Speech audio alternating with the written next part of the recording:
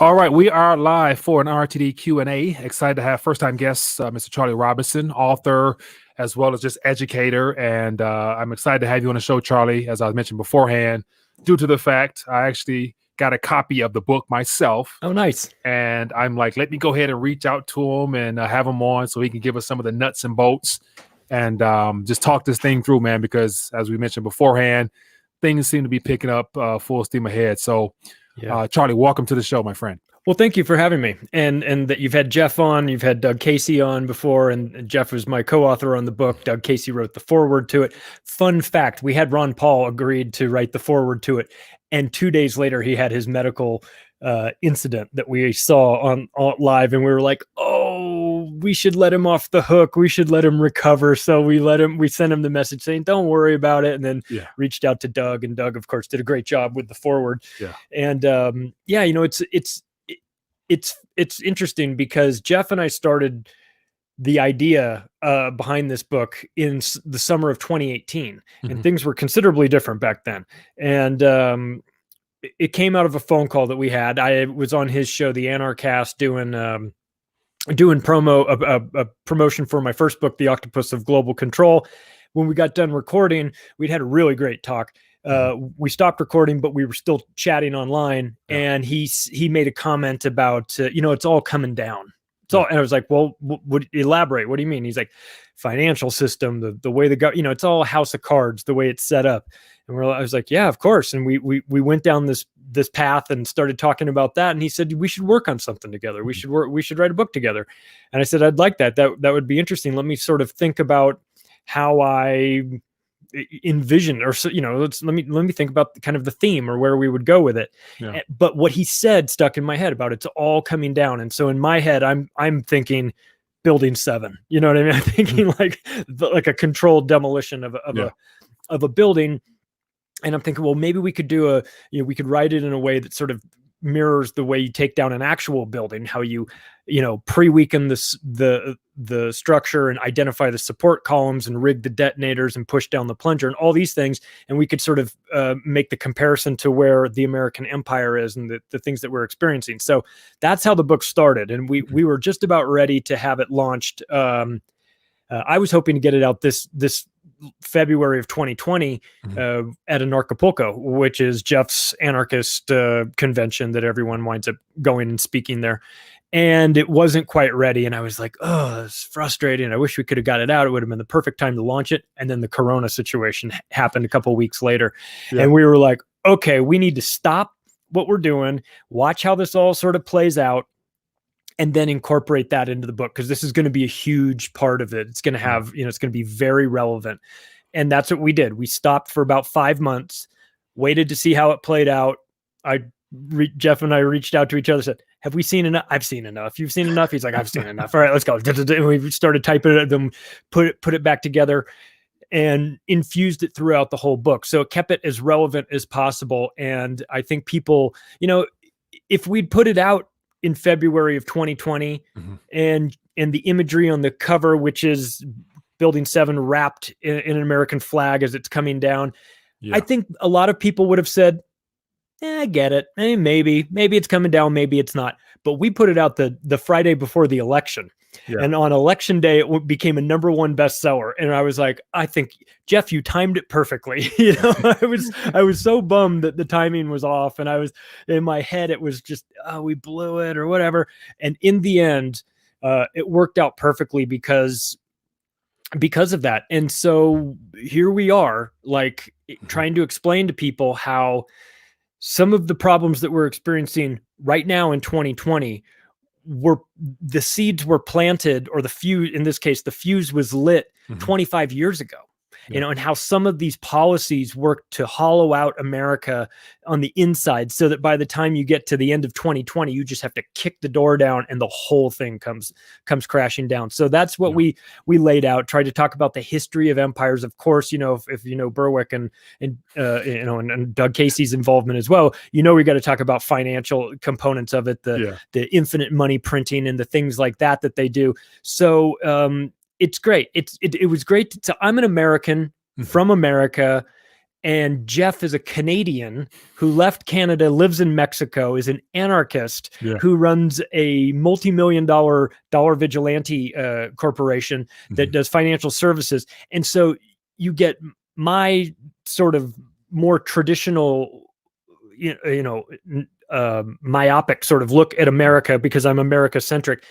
And then you merge that with Jeff's, who has a much different perspective on things. And I think the combination of the two worked out nicely in this one. Yeah. Now, I was actually going to put on the screen here because as this was a wake up period for me, just having a chance to experience 9/11. And so just to take it back to that time frame there, because, unfortunately, a lot of people don't realize what Building 7 actually was, and the fact that it came down with the Twin Towers completely, it had nothing to do with the Twin Towers, but it came down as well. And so that's why I think a lot of the issues we're facing now has continued to linger and to continue to grow, because majority of Americans never woke up to that initial event that occurred, which was the catalyst for where we're at now. And so to just piggyback on that thought there of where this all began, and so you said 25 plus years in the making, and so what and why are we here at this point? So if it's easy to say that there are recent events that have led to this. You could talk about election fraud, or you could talk about all these things that are relevant.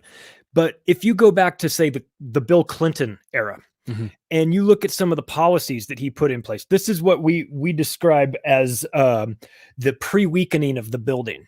In a real building, when you're going around and you're getting ready to take it down in advance, you look for the major support columns, which we did a big chapter on that called Identifying the Support Columns. But you also go around and find all not the major support columns, but all the minor ones, the little ones that you can clip here and, cut that there. And you just pre-weaken all of the interior walls, things that aren't necessarily going to take the building down, but you want to take it out in advance. So we compare that to some of these policies, like Bill Clinton, his NAFTA policy, where it was this, it took all of the manufacturing of the United States and exported it overseas, mostly to Asia, but not just Asia. And those are things that we knew we had problem. I mean, we had questions about it at the time. We wondered how this was going to impact things, but it was all kind of theoretical. But now you get 25 years after that, and you see what that has done. That is the pre-weakening, that is a component of pre-weakening the American empire. You've lost all your manufacturing, which of course then means you lost blue collar jobs. And so you have, the Rust Belt is decimated after that, and a bunch of other policies and things like that. So we talk about how this pre-weakening is like lighting a long-term fuse, where you don't feel the ramifications of it right away.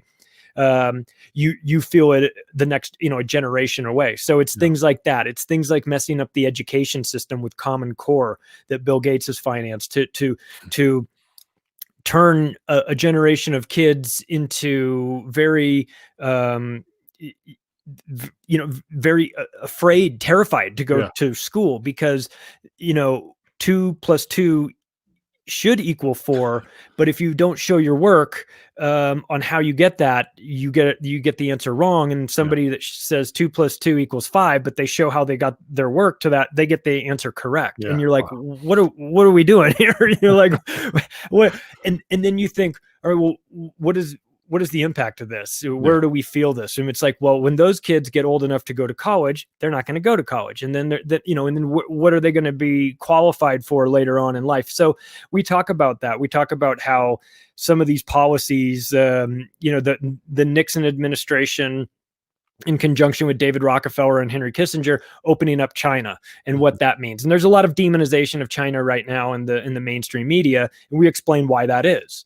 It's this concept called the Thucydides trap, which is a Greek concept that says that the rise of a new empire threatens the existing empire, like the rise of China threatens the American empire.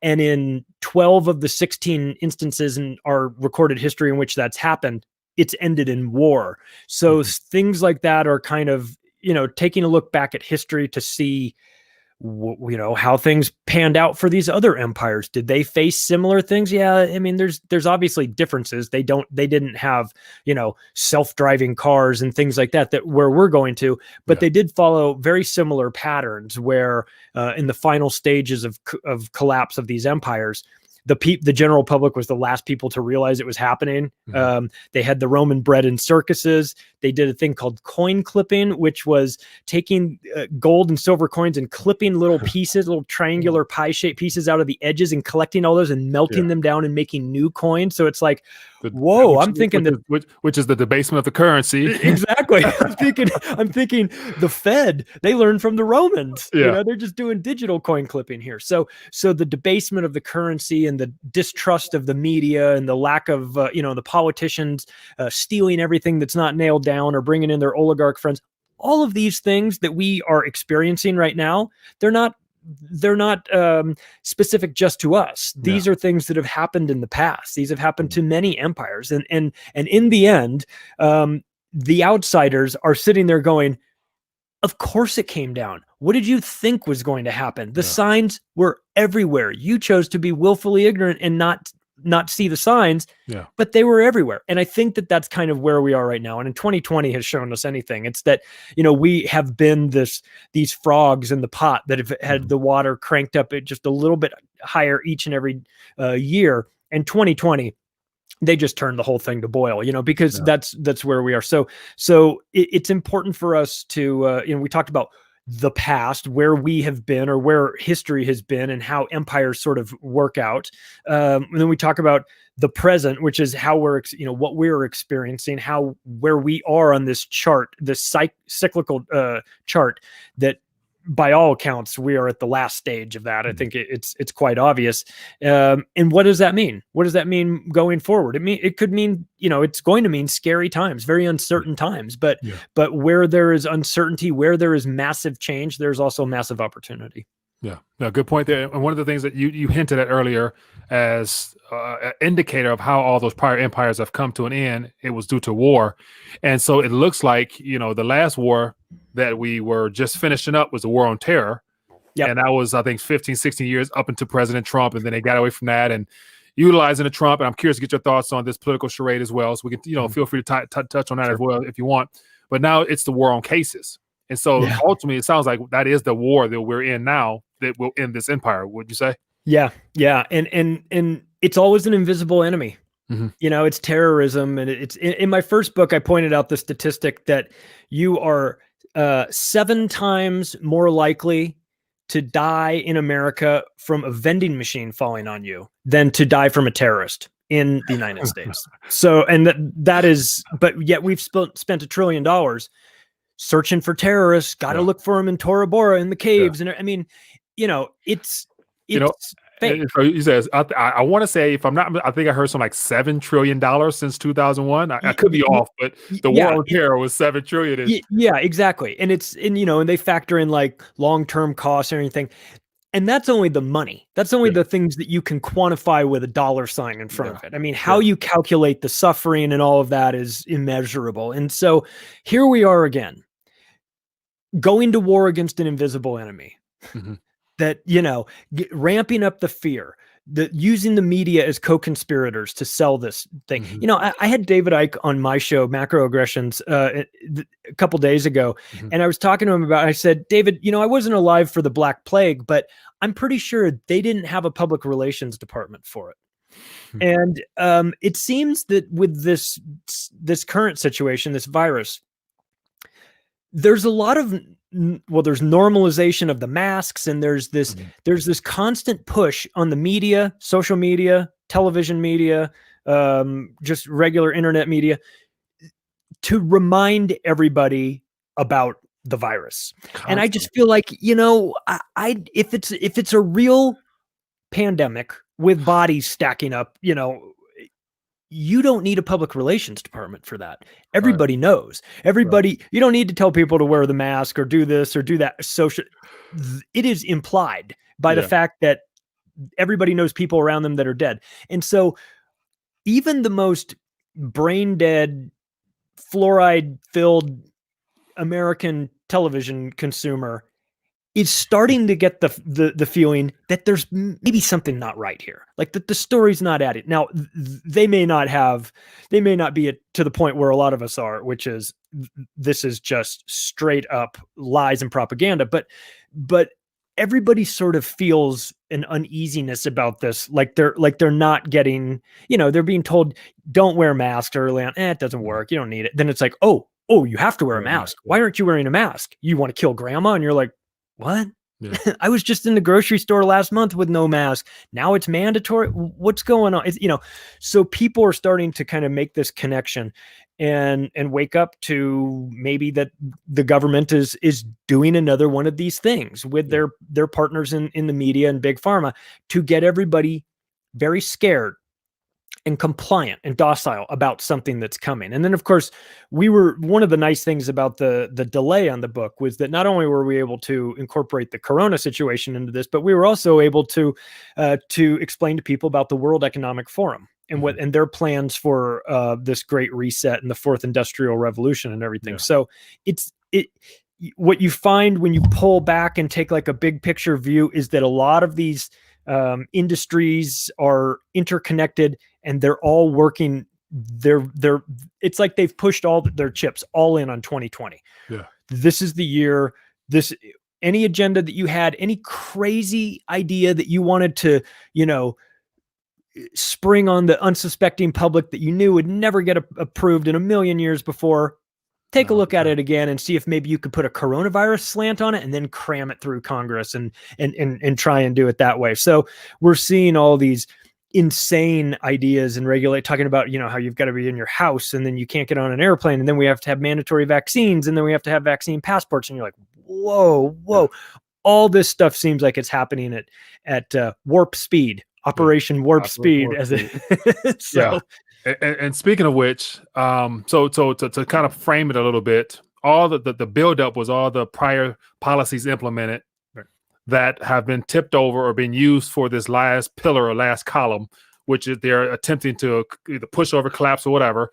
It's all tied around this political structure, the global agenda with the World Economic Forum and the Great Reset, and the tipping point or what they're using to bring this thing down is this current COVID scare situation. And so I want to put this on the screen here because now as things intensify, the push for the vaccine intensifies. And I saw this. Yeah. It says the president, we got the last three presidents are here. And of course, in this picture, old picture, but they're going to do a public televised or something of that nature to show that everything is fine. So you have the actual politicians and all these characters now are coming to the surface now to participate in this last hurrah, and which further confuses the public. Yeah, because the censorship is also intensifying, and I believe in the beginning of 2021 we will see the end of free speech and journalism, anything that is utilizing these free platforms. Unfortunately, so we've been conditioned and hoarded into these platforms labeled as free, right? But all along the objective was to remove our voice and to hinder us from being able to communicate with one another because no one uses the phone to call nobody anymore. No one, the text, all that stuff. So everyone goes to Facebook or YouTube or so. The setup was for this, huh? It appears so. Yeah, and they I'm not surprised. They roll out these three ex-presidents. It's like three war criminals. I mean, Obama already pulled this stunt with the Flint, Michigan water. Yeah. Can I get a drink? And then this is not a stunt. It's a stunt. Yeah. It's a stunt. That's what it was. And so, if George W. Bush says it's fine to get a vaccine, then I'll get a vaccine. I mean, it's a litmus test to see how stupid people are. Really, if you're on the fence. I mean, if you're on the fence about getting one of these vaccines, is George W. Bush going to push you over and say, like, well, I wasn't going to do it, but then I saw old George and he just seems so nice. He dances with Ellen. And you mean the guy from Epstein Island is telling me to get the vaccine? Okay, that seems reasonable. The guy that started the private prison industry and locked up, more people in the inner cities than any president before him through his omnibus crime. That guy wants me to get the vaccine. Okay, well, let me just roll up my sleeves. I mean, it's preposterous, of course, but this is unfortunately it's going to work for a Mhm. certain percentage of the people. People are going to associate, they're going to take their perceptions of how they feel about some of them. A lot of people still like Bill Clinton. Bill Clinton was one of the worst presidents in the history of the United States. Mhm. Some people are going to see that and be like, oh, okay, well, that's good. Now, first of all, these people are not getting the vaccine. Let's just be crystal clear about that. Correct. If you don't know that already, then maybe you're going to be influenced by one of them. But this is not going to be what it's supposed to be. And I took a deep dive into the vaccine industry in my first book, The Octopus of Global Control. Also in this one with Jeff, we talked about the vaccine industry, who's, they're the ones that are going to be looked to as the saviors of this. And I'd like to remind people that all of the major big pharma companies that are producing these vaccines are all convicted felons. Mm-hmm. They've all been convicted of felonies, from price fixing to deceptive ad practices to fraud to all, you name it. They've paid out over 100 wrongful death. I don't think lawsuits, but I remember I saw several reports about in Africa how all those experimental drugs have been very harmful to the entire continent, but yet they get slapped on the wrist with a fine or something like that. If that,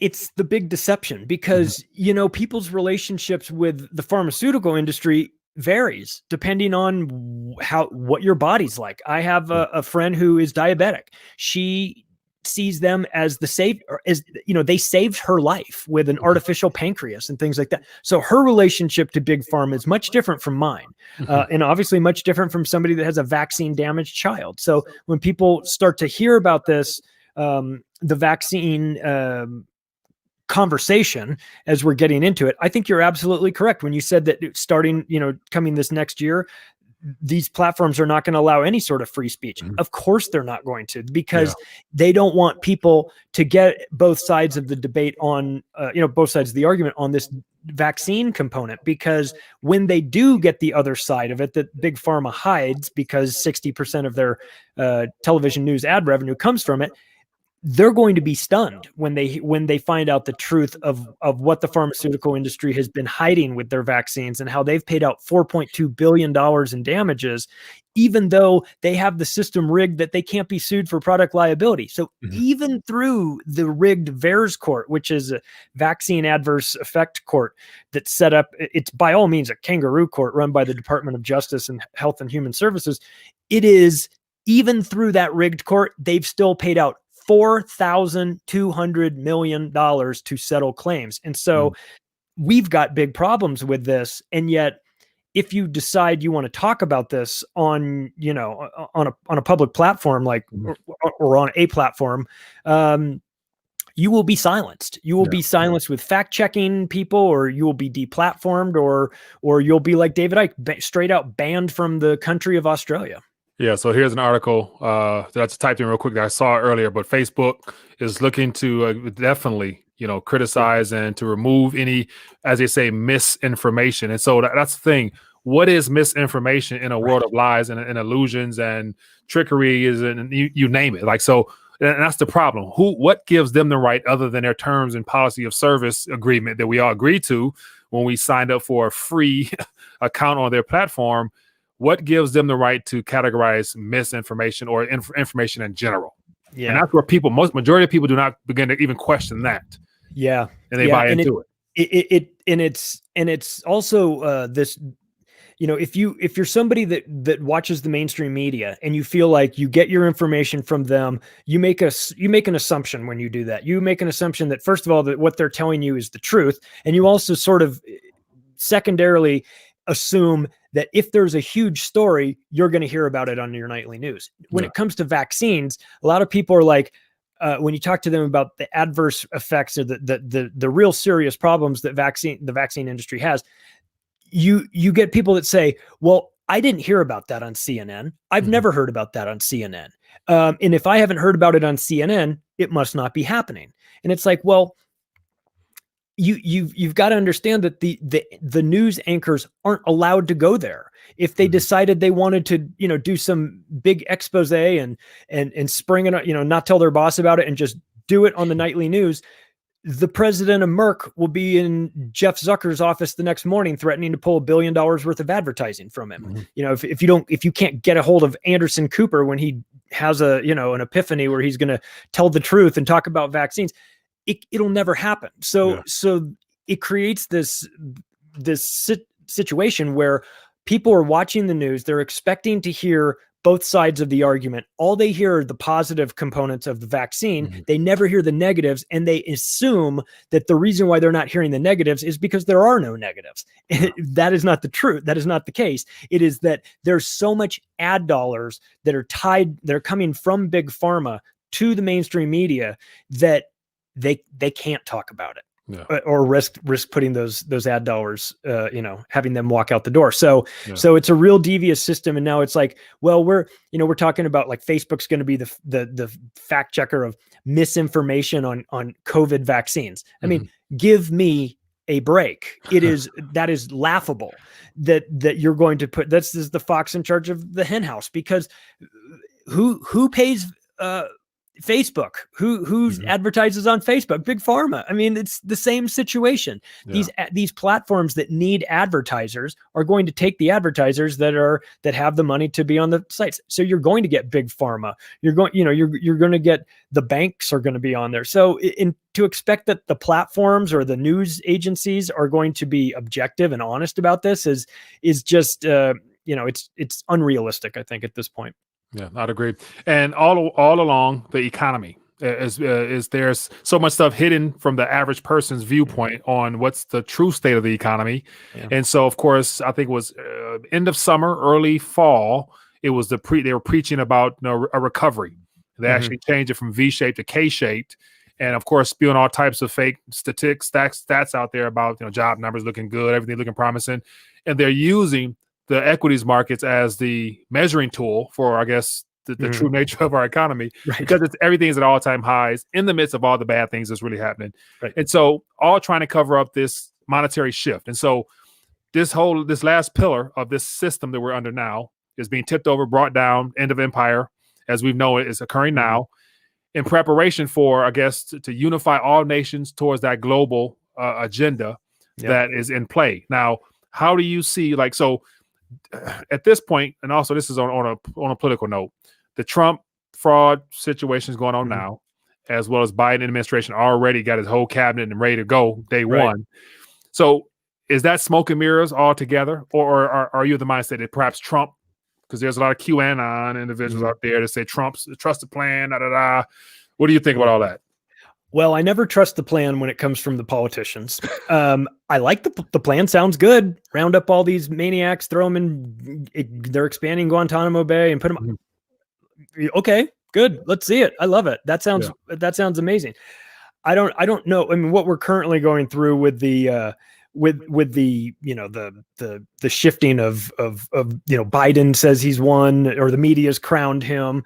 That's typical, though. I'm not surprised about that. And then Trump says, well, we found massive voter fraud. It never worked for the eyeball test, just never really worked for me. I saw millions of people going to Trump rallies collectively. I saw hundreds of people going to Biden rallies collect. I mean, it just none of it made any sense to me. It looked it looked like somebody that knew they had it in the bag well in advance, right? Yeah. So I think that where we're going, where they want us to go, and I'm not saying that Trump. I mean, I think Biden will take us to this great reset sprinting, and I think Trump will take us there at a brisk walk. You know what I mean? We'll still probably end up getting there. Now, just the fact that President Trump has appeared to disrupt some of the plans and make it very tough by removing us from here, bringing this back, bringing jobs back, tariffs. So that definitely slows things down. Yes. But, I guess inevitably at some point he's going to, if he gets another term or whoever else, they're going to have to jump on board with the agenda or risk their life. Yeah, exactly. I feel like with Biden is whoever he's whoever they want him to be. You want me to go along with the Great Reset? Fine, let's do it. Let's bring it in right away. Trump is the disruptor. So should we confirm election fraud and Trump wind up getting a second term and be this guy? then they'll just go to plan B, which is, okay, fine. We're still going to get to this point where we want to go to, but now we've got Trump. So what are we going to do? We'll use that to create more civil unrest because that'll do it. And then we'll just cement the fact that we're going to get to this great reset because everything will be burned down or, destroyed, whether physically destroyed or just conceptually destroyed. But we see this as, they talk about much like I was mentioning, the sales pitch for the book is like, hey, we're talking about the controlled demolition of the American empire. In February, people go, yeah, maybe. And now people are like, oh yeah, I definitely see it. Well, same thing for the sales pitch of this great reset. If you're trying to do the sales pitch this time last year in 2019, everyone's like, I don't know. It maybe sounds good, universal basic income and self-driving cars and stuff like that. But I'm fine here. And you'll own nothing and you'll be happy. Right. Yeah. So they're seeing that, they're going, that sounds like, I don't know if I'm really interested in that. But do it now after you've spent the last year destroying the economy and social cohesion and people physically, and their mental well-being.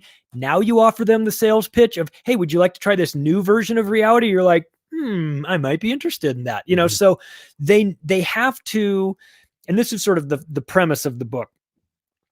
If you're trying to create a one world government, which these people are, they openly talk about this with their new world order, not our term for them, their term for themselves. If you're trying to do that, you cannot have existing superpowers in the way. Soviet Union was taken out 3 decades ago in much the same fashion, dragged into an unwinnable war in Afghanistan, had their currency manipulated, had their their politicians were looting the place, bringing in oligarchs to help out. Nobody trusted their media, Pravda, So all those things that helped to destabilize the Soviet Union, the same plan is being run on us right now, and it's destabilizing us to a great degree. And so you have to destroy the current system in order to build back better, right?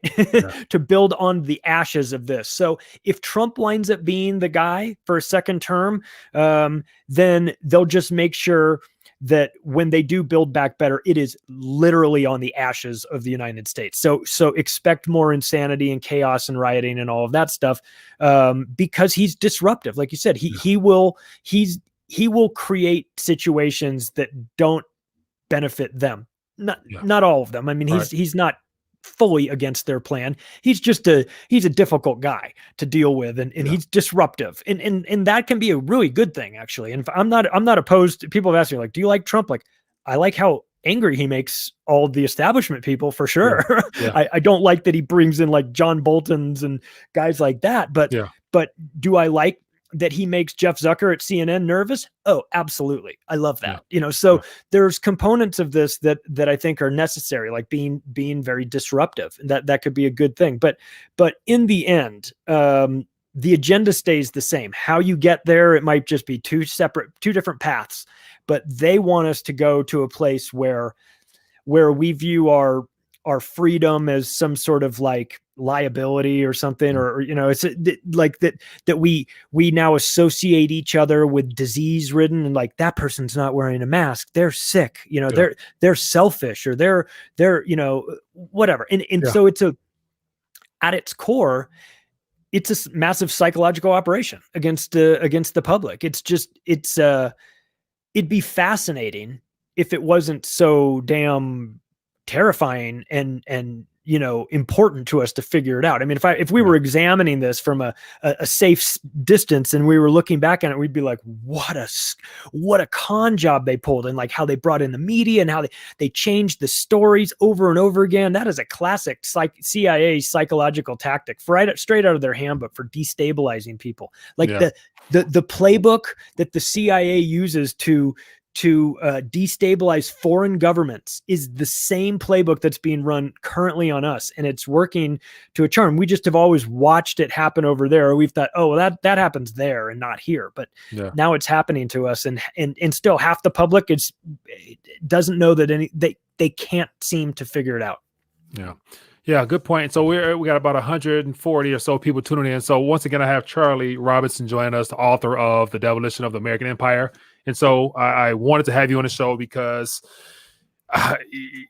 I just started the book, but even knowing what it's about, I knew that it'd be a good way to get people to think outside the box a little bit more. Yeah. If they were able to see it from the way you're positioned it as the end of an empire, because a lot of people, unfortunately, the audience here knows, but majority of the world probably thinks that there's no end to the American dream, and America's great, and the politicians have sold us on the fact that we are exceptional, we're the best nation on the planet, and all those things, and that the dollar, the Federal Reserve note, will also continue to be the reserve currency.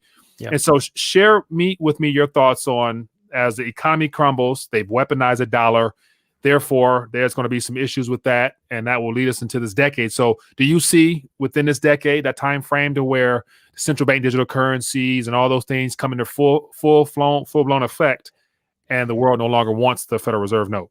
Yeah, well, that's one of the things that we feel can, I mean, that can destroy America almost overnight. The US dollar being depegged as the world's reserve currency, or our petrodollar situation going up in flames. You know, we watched that play out over the last 2 decades with countries that wanted to get around that petrodollar arrangement, like Saddam Hussein, after they had the sanctions, wanting to sell his oil in exchange for something other than US dollars, and wound up getting himself invaded and murdered for that. You see Gaddafi doing the same thing, wanting to roll out the African dinar and use that to buy and sell. He got his country turned into a failed state, and a knife shoved up his backside. So, you know, I mean, this is what happens when you go against the American empire. But when we talk about the destruction of the American empire, we're not necessarily talking about the destruction of America itself. It's much in the way that the Soviet Union lost its hold on all of these satellite nations, Yugoslavia and Belarus and Czechoslovakia. They had to let them go in order to preserve Mother Russia. And that's kind of where we see the American empire going to. They're going to have to let go of these arrangements that you know, and focus on them, on America itself, lose the 1,000 military bases all around, you know, the world, lose our dominance in you know, the insane sort of foreign policy methods that we use, like slapping sanctions on people or locking them out of the SWIFT payment system so that they can't conduct international trade and things like that. The rest of the world is tired of our act, and rightfully so. I mean, I take no pleasure in saying any of this as an American, but like our behavior has been reprehensible around the globe, and it doesn't go unnoticed. And so a lot of these countries are going to, you know, much like the bully that's been beating up kids at school the whole year. Finally, someone gets him and sucker punches him and stuffs him in a locker, and everyone applauds. And unfortunately, that's kind of where we are. And the dollar has been used. You know, we have received an amazing lifestyle because of our arrangement with this world reserve currency system. It's a gigantic scam, and we've used that, and we could have used it in such beautiful ways, and we chose to use it in the worst ways possible. Which is like, you know, the carrot and stick, and forcing other countries to do the things we want to, you know, allow us to build military bases there. What woke me up to all of this, the financial component to this, was in 2007, I read John Perkins' book, Confessions of an Economic Hitman. And I saw, and he detailed the way the IMF and the World Bank would create these loan programs for countries, you know, third world countries like Ecuador, and convince them to sign on and borrow a bunch of money to build a hydroelectric power plant. And they say, look, it's going to generate all this money, and you'll be able to pay this loan back and have plenty left over. We'll put some money in your pocket in the Cayman Islands somewhere, and you'll be fine.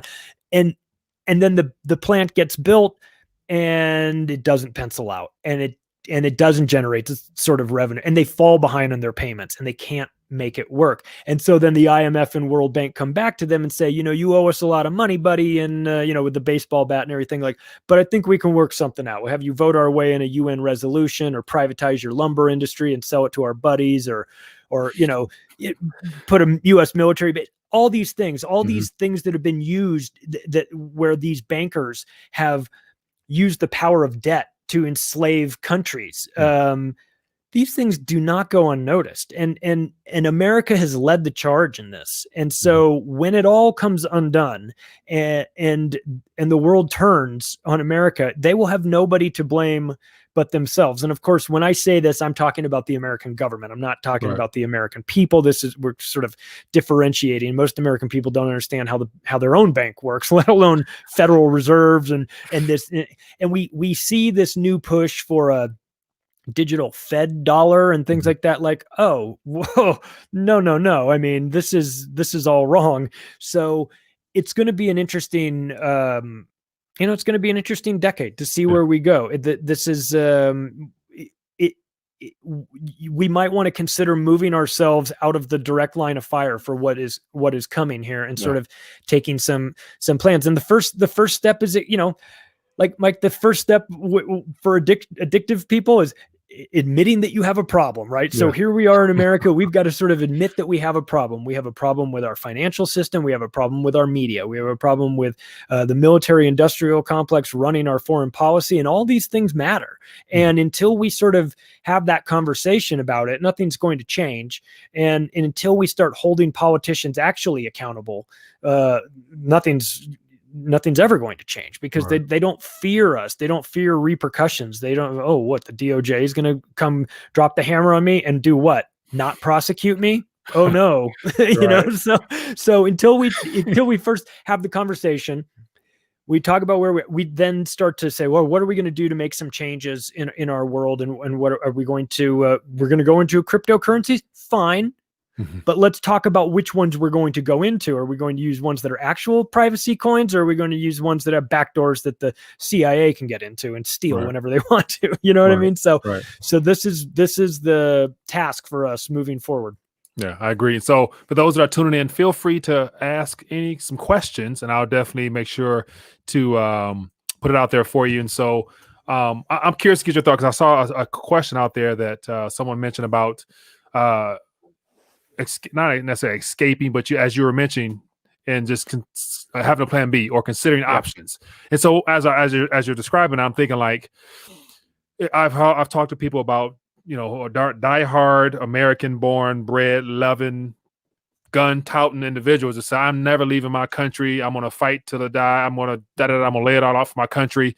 And then you have others say, hey, I'll go live somewhere else where it's a lot less problematic. But yet in this current environment, given that this is a globally coordinated event, I think the most pain will be felt in the G20 nations, of course, because that's where the wealth is at. So as this wealth transfer, unfolds, it'll probably be better and more comfortable, perhaps for second, third world countries that already don't have anything, perhaps. So the fight or flight, of course, it's everyone's decision to make that choice. But do you think there's opportunities out there abroad where people can start over, start over again type of thing? Yeah. And I understand both sides to that argument. It's a debate with, it's a debate with no real answer there. Should you stay and fight?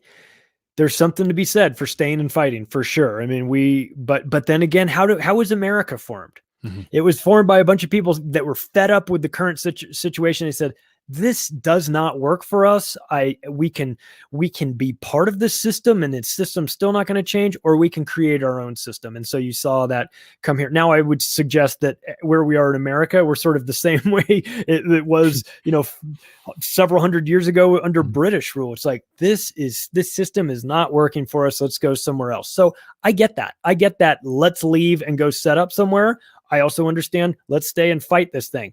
But if we're talking about, I've got guns and we're going to stay and fight, who are you going to fight? Are you going to fight the American federal government? Or are you going to fight the United Nations that comes in? This is a fight this is dangerous stuff. This is serious business. This is not, I'm going to go start an herb garden in Chaz, in Seattle. And like, I'm going to be a LARPing, like revolutionary or something, like playing make-believe. Like, oh no, if it came down to it, these people are mean business. I also talked about in the book, the bullet purchase program by the United States government, which is insane. They have been buying billions with a B, billions and billions of bullets over the last 5 years.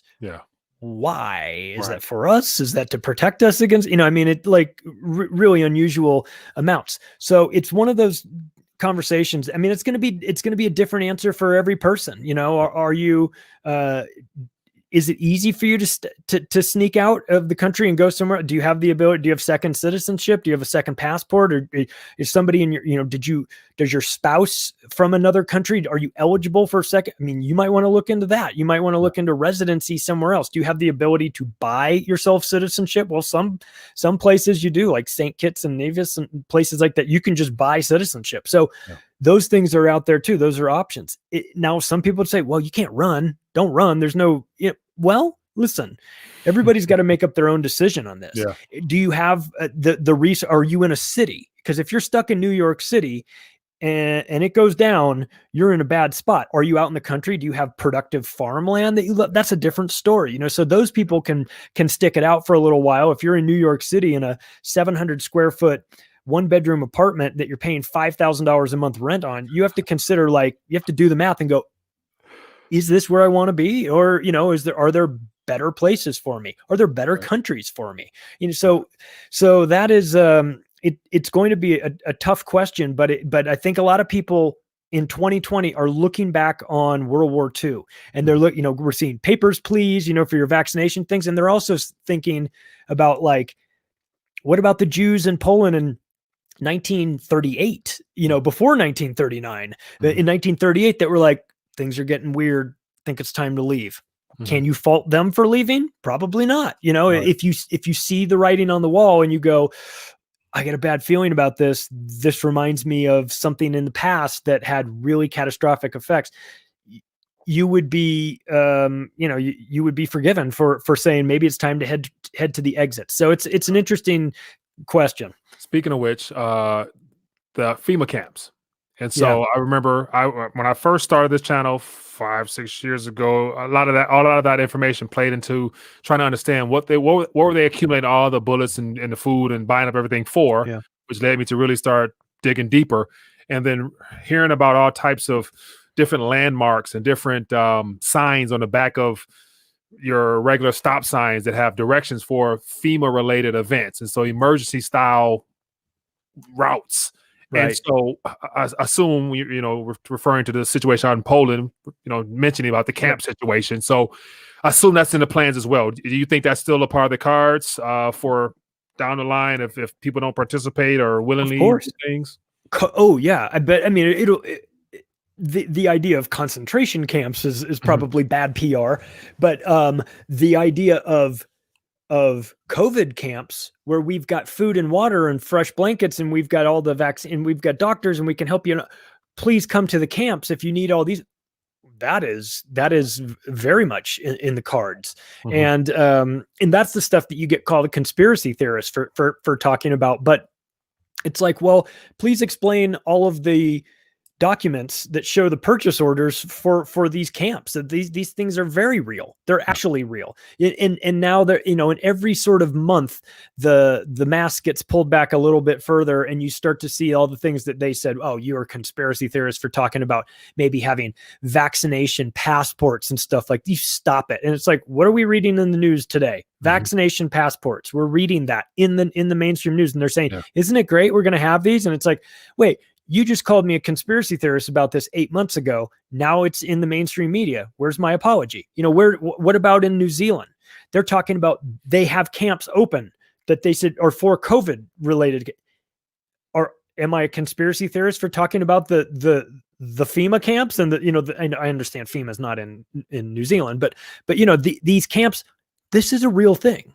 And much like, the people that were told, look, you're just being resettled in the East back in World War II, they got on the trains thinking they were being resettled in the East. How did that end up for them? Not very well. So it's important, no longer should people worry about what they're going to be called by friends or coworkers or whatever. Somebody calls you a conspiracy. Who cares? Who cares? You have a better handle on this information than they do, so it doesn't matter. If you read if you read their documents, FEMA, DHS, the things that they've been involved in, continuity of government programs, it's there. it's not conspiracy theory. This is conspiracy analysis. This is the fact that they've actually put these things in place. We're not debating whether or not they're real or not. We're debating how it all works at this point. Now, speaking of which, so someone, we have a super chat here, and I'll put it on the screen for a moment. We have Ren Yin talk about why should we believe the UN will not come to these places like Mexico and the rest of the world? Eventually, we won't be able to run. And so that brought to mind the whole idea of building the fence or building the wall. Oh, yes. Years under Trump's presidency, and how he positioned it as like keeping us safe from people coming in, which it did. But yet we know that there's a lot of trouble was stirred up down in those regions, causing people to really, really want to flee up towards the north at the same time to justify the building of the wall. So ultimately, I would assume that the wall was designed to keep us in as well, as opposed to letting us out. Walls work both ways, don't they? Yeah. It just depends on what side you're in. It's right. That question is correct. The United Nations. I mean, what are we going to do? We're going to run. Well, that's where I understand the people that are like, I'm staying to fight. This is my fight. If not now, when? Yeah. The United Nations. It's important for people to know that the United Nations is the one of the engines driving this global world government takeover. I mean, that's what they do. That's who they are. The United Nations peacekeeping forces, you know how they use these terms like spreading humanitarian aid and humanitarian aid missions or code for like invasions, and spreading democracy is code for dropping bombs, and UN peacekeeping missions is code for massive rapes, because everywhere the UN peacekeepers go, there's a trail of rapes that happen as well. So these are the worst people in the world. And what I can envision, and I hope doesn't happen, but what I can envision in a Trump re-election is massive civil unrest. And then everyone's saying the police can't handle it, call in the United Nations. And if that happens, we are in big trouble in Little China. I think for the whole Chaz situation out on the West Coast, one of the family, or was it Minnesota? Either one, Minneapolis, either one, where one of the family members someone was wrongfully killed by the police, and chaos broke out.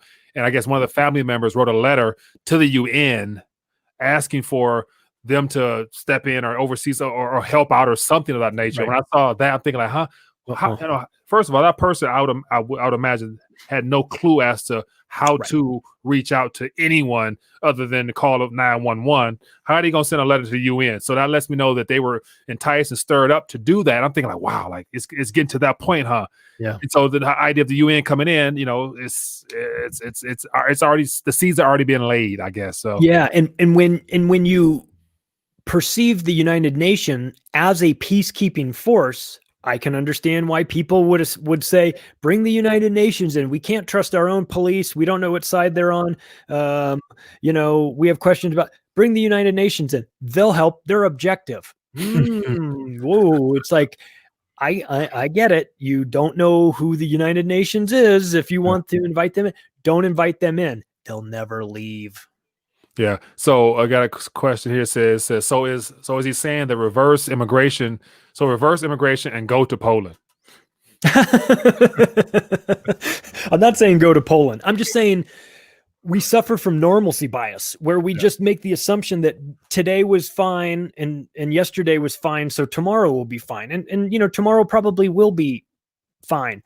But what have we seen in the last year? I mean, if on New Year's Day of 2020, someone had said, by the end of this year, every one of you is going to be wearing a mask and begging for a vaccine for a virus with a 99.74% survival rate and an average or median death age of 80 years old, you would be like, get out of here. What are you talking about? That would never happen. Think of how far we've come in just 11 months. Yeah. So this, what happened in Europe in World War II, to us on the outside, we see that and we go, why didn't you guys just leave? Why didn't you guys just not comply with when the Nazis came around and told you what to do? Why did you turn in your neighbors that were Jews? Why didn't you just not do that? And it's like, well, let's look at the situation now. people ratting on their neighbors for Thanksgiving dinners for too many cars in the driveway next door. Mm-hmm. That's the equivalent of ratting out your neighbors that were Jews, right? For just pretending that none of this, like, oh, I'm just going to not comply with the Nazis when they came back. Look at how many people are complying in grocery stores with masks and shaming other people. So we've got to get past this belief that we're somehow like, oh, we would never do that. Like, if presented in an incremental fashion, you'd be surprised how many horrible or stupid things we will do. And Americans in large groups are very dangerous because they're very sheep-like. And so, and take into account, they say, oh, well, the Nazis with their propaganda, I would never fall for that propaganda.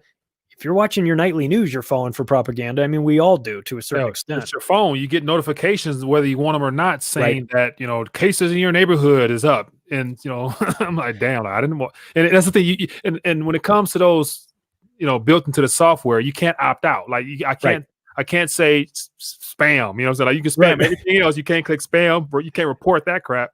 Right. Oh my goodness.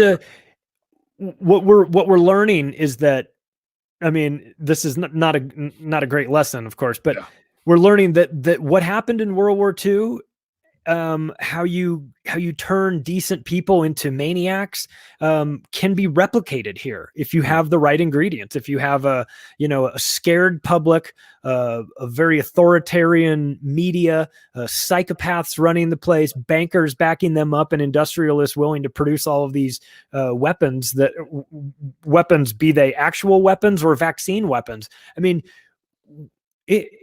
we're getting a lesson in how you turn a society into a totalitarian, slave colony. And that's where we are. And it's like I said before, it would be fascinating to study this if it wasn't so dangerous and obviously in our face and current, a current situation that we have to deal with. So but maybe in the end, Mike, it'll be like 9/11, where it happened and everybody is like, traumatized by it. And then a couple years later, people are like, I have big questions about that. And it wakes up like a huge generation of people to the lies and deception of all of these, the government and their partner agencies and things like that. So maybe it might be too late, of course, but maybe this, the whole 2020 component that with the lying media and the dirty elections and the COVID situation and the inconsistent stories of how you can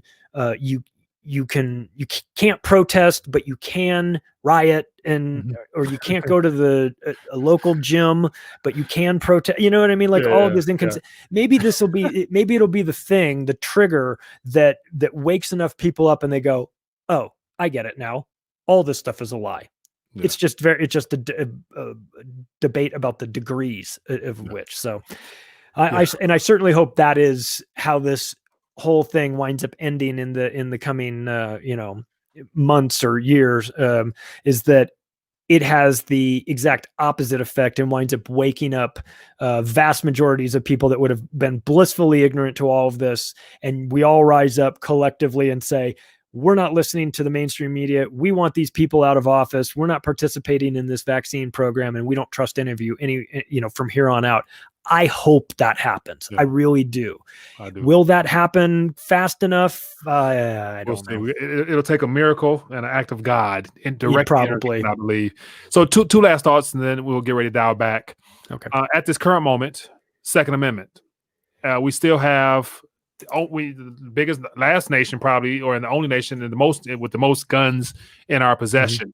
And so I would assume that might prevent somewhat of an easy overtaking by all those forces. So is that something that you think we'll probably have for quite some time? And what can you foresee that would cause them to trick the guns out of the hands of individuals? We've been seeing them try, that this incremental, David Icke talks about the totalitarian tiptoe, how you don't remove all the rights. You don't go from A to Z all at once. You go from A to B and then B to C. And so that's where we start to see things like, oh, we've got to ban bump stocks. And then it's got, oh, we've got to ban extended capacity magazines. And then it's like, oh, we got to ban hunting rifles. Then we got to ban shotguns. Then we have to ban pistols, and so it'll be now, there'll be resistance along the way, of course, but you can see the direction that they're going, and you need look no further than well, I put a quote from Mao in my first book it says, "You disarm the public before the slaughter." Mm-hmm. And he would know because he was responsible for the deaths of 73 million of his own people. Mm-hmm. So we see this in Australia. They had the Port Arthur shooting, which by all accounts was a totally staged false flag that disarmed the population there. We see it in the UK being disarmed. Canada's going through it. This is the steps. These are some of the steps that you take. And we talk about this in the book too. It's like, in a chapter called Ringing the Alarm Bells, it's what do you look for before everything comes down? Disarming the public is one of them. Mm-hmm. That is something that they definitely want to do. Now, America and the whole concept of like the Americana ideal, we're into guns, and that is a problem for them. That was a problem in World War II when Japan was analyzing whether, if we invaded America, would we, they're all armed. That's a problem. So there is something there's a layer of insulation by having that by having the public armed. The problem is that the government doesn't necessarily fear us, the people. And there's a great story that Chris Hedges, the Pulitzer Prize winning journalist Chris Hedges, talks about, where he explains this scene back in the 60s in the Oval Office where Richard Nixon has Henry Kissinger in there, and there's civil unrest all around Washington, D.C., and he's put buses end to end all surrounding the White House to try and keep these people up. And they're looking out the window, and Nixon is saying to Kissinger, "Henry, they're coming to get us. They're going to get us, Henry. They're going to get us." And Chris Hedges says, that's where you want them. That's where you want politicians at all time to be thinking they're coming to get us. And they don't feel that right now in America. They absolutely don't feel it for a variety of reasons. There's no prosecution. I mean, they're not going to prison. They're not in any real sort of way. There's no repercussions for what they've done, but we need to get, so being armed is a great deterrent. But also then the second component of that is you've got to have the government actually fearful of you. And that's not to say that you have to start a revolution. It's just that they need to believe and know that you could start a revolution. And if you get them to that point, then they're not so arrogant in trying to make these massive changes to society. So it's kind of up to us. It's kind of up to us as the public. Like, are we going to, where's our line in the sand? Is it mandatory vaccinations? It should be. I mean, it should be before that, but still, if that's your line, then make your line and stand there and don't give up, because they will push us as far as they can push us. And if we show no resistance, how can we expect them to stop? All right. Speaking of which, as you're talking about, revolution and putting fear into the politicians' hearts from them fearing the people, and just as of like literally last 24 hours, 48 hours or so for sure, in Guatemala, they're burning and the public buildings down there, and they're in the streets protesting. They're demanding that the president resign. And so it's good, and the sad part is it's those nations where protest is common, or the people don't trust the politicians already, and they are willing to express their displeasure in the government. They're in the streets already. Like, that's the thing. If American news if people were able to see stories outside of the American narrative, as far as Chile's right now in the streets about the pensions being cut, Guatemala's in the streets, hell, a lot of other countries in the streets. So, only place Americans are locked in the house, locked down, and they're not in the streets. They're in restaurants, trying to get back in restaurants and stuff like that. So, the protest, hopefully it comes, man, because we're definitely going. Change is now, man. Never mind waiting to get to the line. Let's realize the problem now so we don't have to get to the line and then be pushed against the corner. Exactly. Waiting for their freedom. So, hey, Charlie, man, it has been great having you on the show. Definitely. So I saw from the chat, people was like, have him back on. So I'm going to I'd love to come back on. I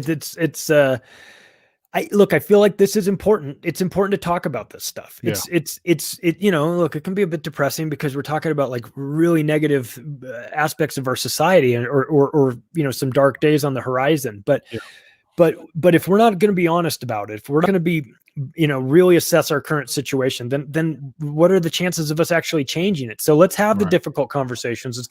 Let's get people thinking about this stuff. And let's remember, there's far more of us good, decent people in this country than the small percentage of psychopaths and people that are, willfully ignorant. There's plenty of good here.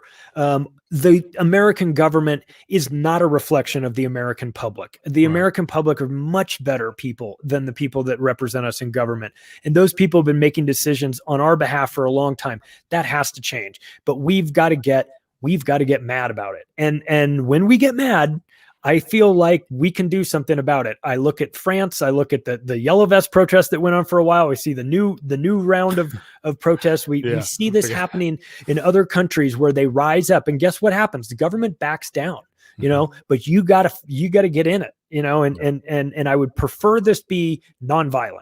Right. That's my preference, but because the state has a monopoly on violence, but we have to let them know that all options are on the table at this point, because locking ourselves back up and voluntarily destroying our economy is not an option, and it's not helpful. It's not solving this virus problem either by any, so if it was like, oh, well, we lock everything down, but everything in the virus situation gets fixed and goes back to normal, then we could have that debate. But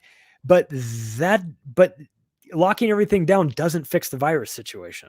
It's just, we're being lied to. So it's maybe next time we'll talk about football, right? We'll have a conversation about that. We can talk about 3-4 defenses, because this is, because I would prefer talking about that, because it would mean that these problems are no longer relevant to us. But until that time, I feel like this is the priority. It's talking and discussing this and getting people aware of our current situation and rising up and doing something about it. So I appreciate you having me on. Thank you for reaching out and for making this happen. If people are interested in me or my work or whatever, they can find my podcast. It's called Macroaggressions. It's on Iconic, Apple, Spotify, iHeartRadio.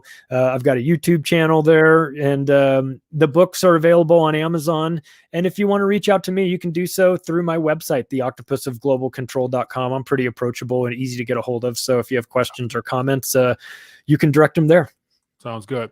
All right. Well, Charlie, it's been great, man. Definitely look forward to having you on again, and we can talk about other things as well. And we didn't really dive into the opportunities amongst all this as well. So I know there's opportunities that we can go into a deeper dive into. So we'll definitely have you back on for that. But other than that, everybody, hope you enjoy this live stream here, and hopefully I got to some of your questions. I didn't get to all of them because I got a lot of questions still that I didn't get answered or that I didn't put out there yet. But we'll do it on another day. But be blessed, be safe, and I'll see you guys later.